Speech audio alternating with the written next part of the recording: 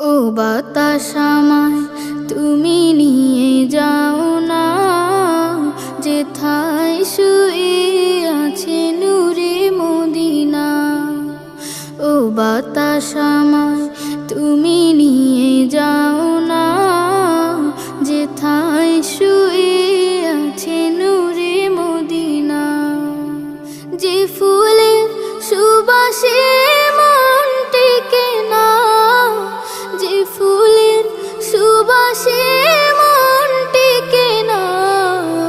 ও বাতাস আমায় তুমি নিয়ে যাও না, যেথায় শুয়ে আছে নূরে মদিনা।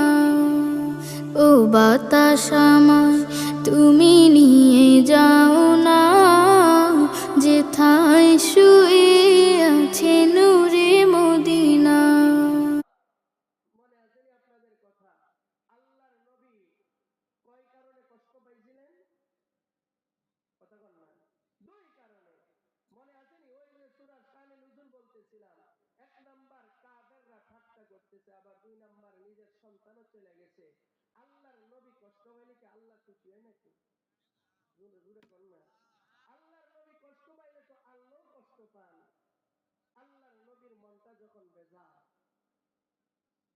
আল্লাহর নবীকে খুশি করার জন্য তখন আল্লাহ নবীকে সান্ত্বনা দেওয়ার জন্য কোরআনের মধ্যে নবীর প্রশংসা কইরা এই সূরা কাউসার আল্লাহ নাজিল করে দিলেন। তাহলে আপনারা বুঝে থাকলে বলেন, এই সূরা কাউসার আল্লাহ নাজিল করছেন কেন?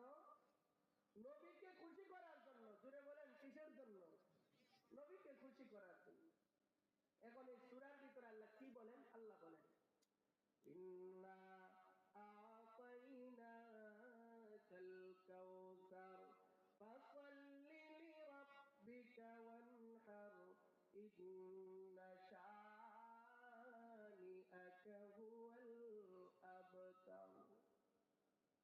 আল্লাহ বলেন, নবী গো, কাফেররা আপনাকে নিয়ে ঠাট্টা করে,